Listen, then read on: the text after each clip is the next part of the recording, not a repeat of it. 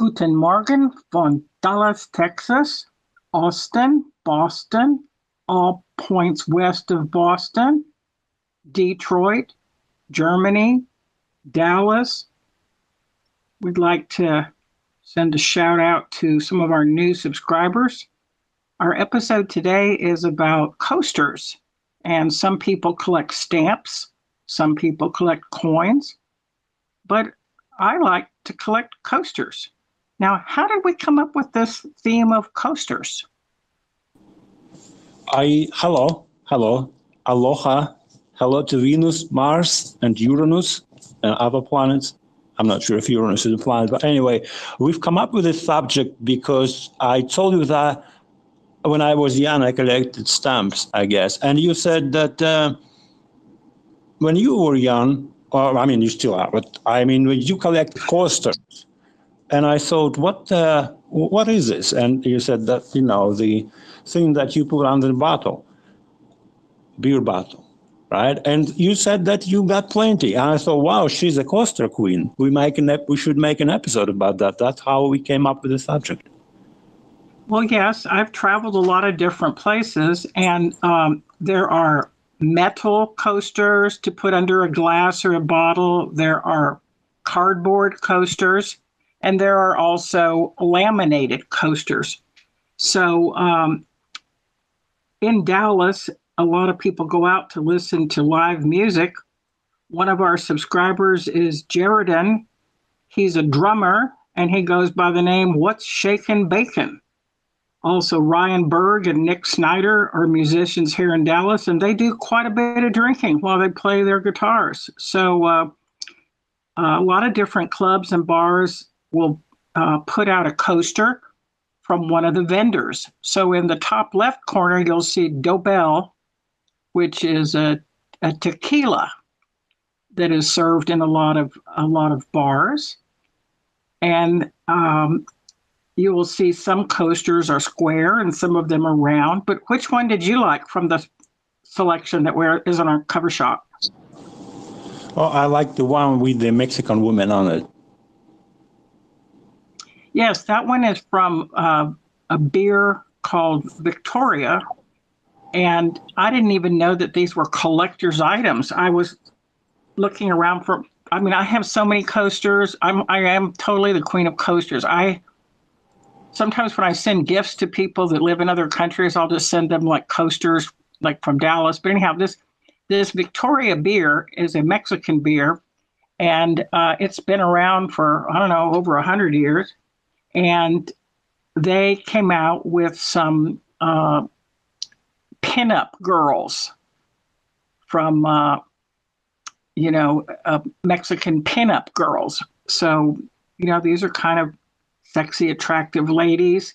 And so you just kind of got your coaster there, you put your beer bottle down on it, or some people will have a drink, a whiskey sour or a bourbon smash. They'll put their drink down probably on a cardboard coaster.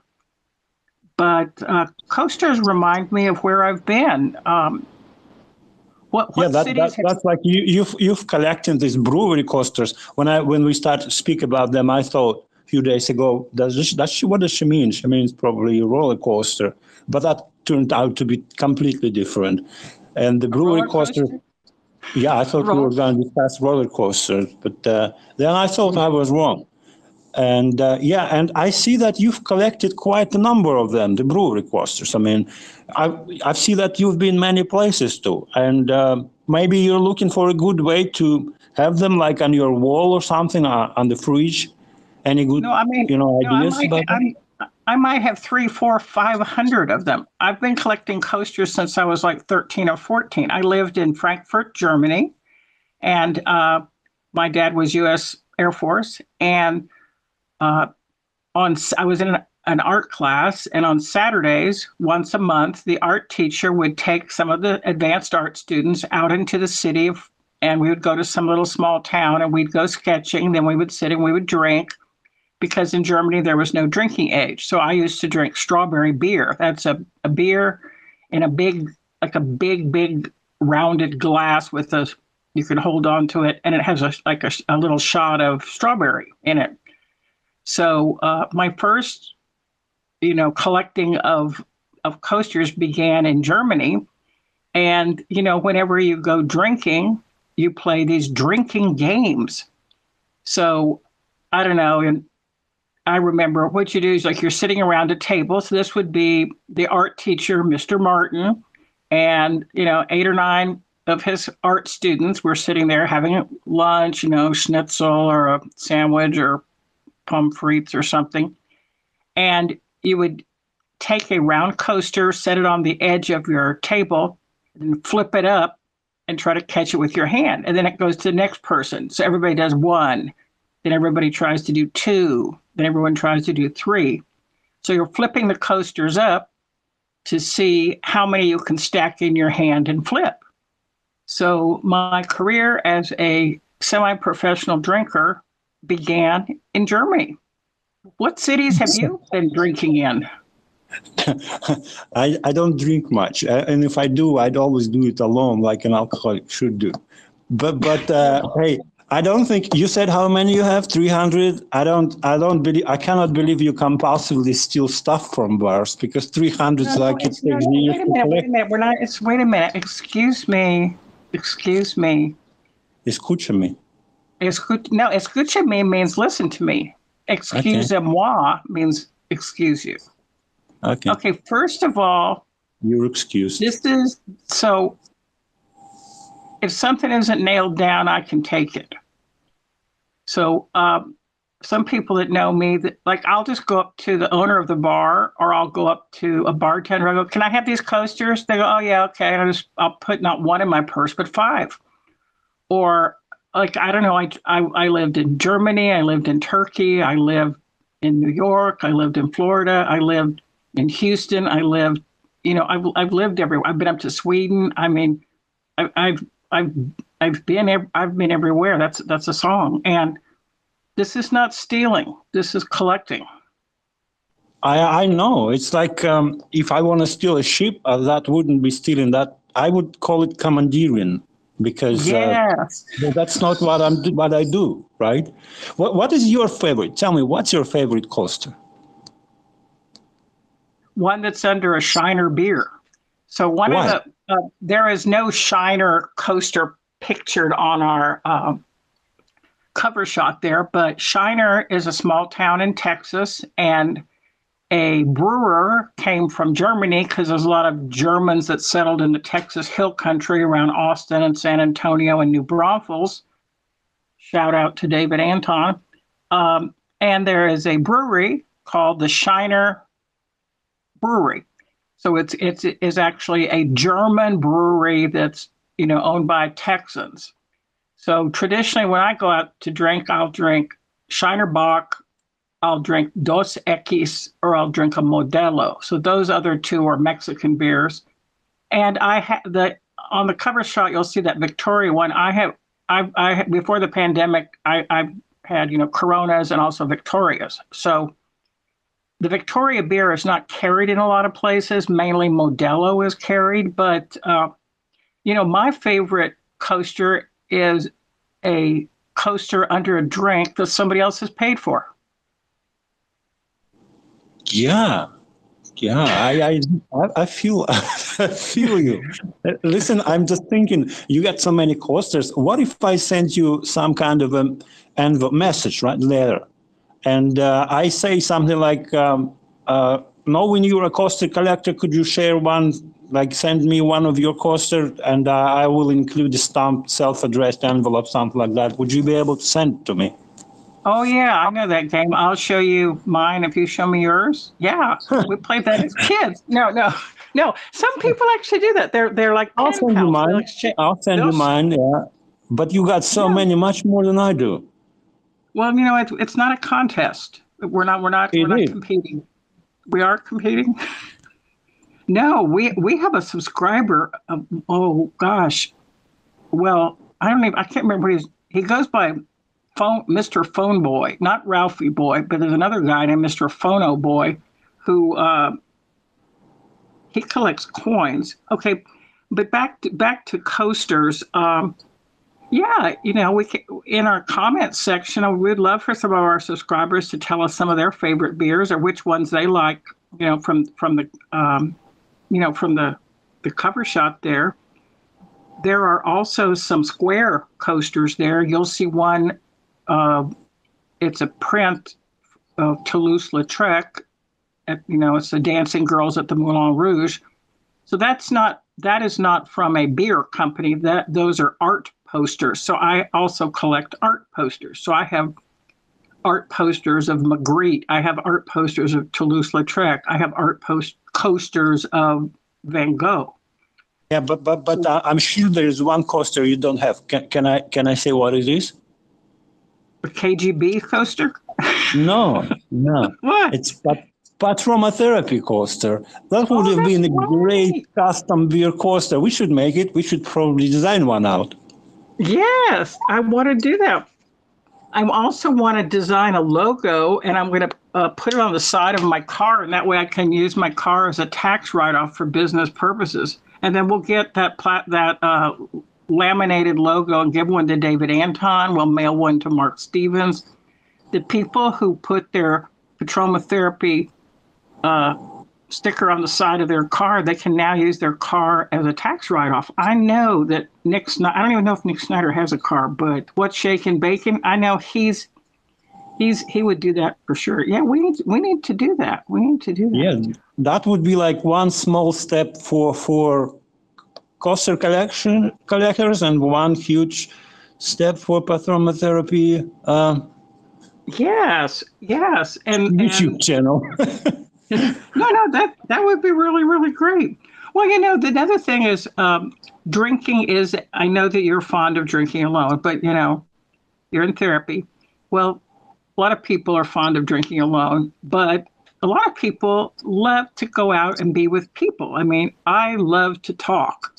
And so if I go out and sit with some people and talk with some people and listen to their stories, sometimes somebody will buy a round of beers and someone else will buy another round. And then you have your coaster and, it's just great fun. And then you take home, well, I don't want to say stealing, but I'm just going to go ahead and say David Anton and I have had some adventures with beer glasses. David has a collection of beer glasses, and on the glasses are the logos for the beers. So I'm not going to say that we stole them. I'm just saying that he has a collection. No. He has a collection. No. Absolutely. Listen, speaking of, while we're on it, explain it to me. The cardboard coasters, they are basically disposable, right? So if you want to take one, I think nobody would, object. Maybe you'd be polite enough to ask the waiter instead of just taking it off, but still, it's okay. What about some kind of leather coasters or maybe ceramic ones? Do you have any in your collection that you have? Yes, I have a University of Texas Longhorn mascot is Bevo. It's a Longhorn steer. So I have some UT coasters. I also have some coasters that have the different cathedrals in Moscow. I have about 5 of those. And then also let's suppose you're having people over to your house and you want to have some real swanky coasters.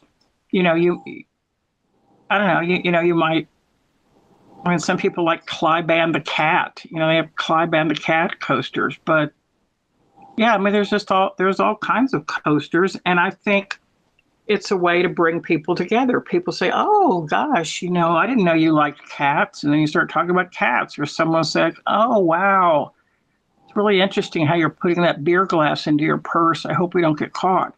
But, coasters and stamps and coins are just ways for people to remember different things. Now, when you collected stamps or coins, do you have a book that has these in them, or how do you collect them? How are they collected? In a book? Yeah, absolutely. I don't collect coins, but I still have lots of stamps from my childhood. You have a special album? Yeah, I got lots of Soviet stamps, and it's interesting to see to that era. But it's totally different from beer coasters.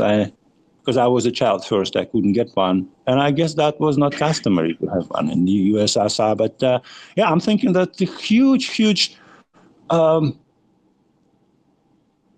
what's the word, area for collectors, I guess, as a collector item.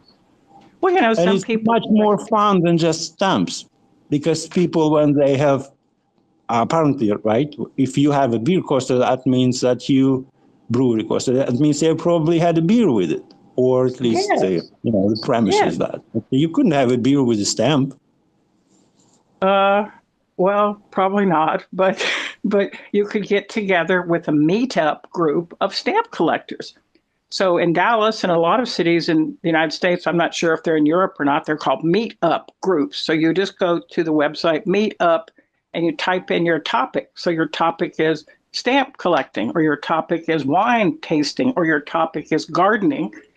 Then you meet up with your comrades or your colleagues or whoever shows up, and then you sit there and you drink, coffee or tea or beer, and you just start talking about.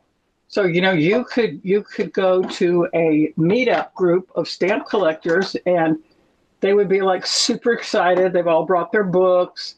They're all kind of nerdy types. That's like the food for thought, right? Yes. Yeah, listen, we have the stamps. Some of them were stamped and some not. What about the coaster? Should it be tapped or untapped? Or do you have that sort of a ring on it from the beer bottle or from beer glass, or a little clear? I have a lot. I have all different kinds. That wet ring over. Okay. Do you have such? Yeah. Well, one of the I don't have the screenshot in front of me, but one of the I think I've got a picture of this. This is Boulevard Brewing Company. It's out of Kansas City, Missouri. They've been making beer since 1989. Then there's a bar called the Single Wide, which is kind of like a single wide trailer. And they have their own beer coasters. And they have a sister bar called the Double Wide, which is like a double wide trailer. And their logo for Single Wide is half the trailer, but all the trash. Then the other side says Double Wide, drinks that hit harder than your dad, Dallas, Texas. And now this one, Dobel Tequila, I got that at a Thai fusion restaurant. And somebody said they really, really liked to drink this, Duvel. It's a beer that has a dog balancing a beer bottle on its nose, and it said, patience in your pour. Yes. I don't get that one. And then here's one more. The world's oldest brewery since 1040. Now, one. It's called Weihenstephan Premium Beer. They're claiming that they're the world's oldest brewery. I don't know. Yeah, some of these have rings on them, and some of them are pristine. Oh, here's one with my phone number on it. I guess I was going to give that to somebody. It's like a business card. Yes.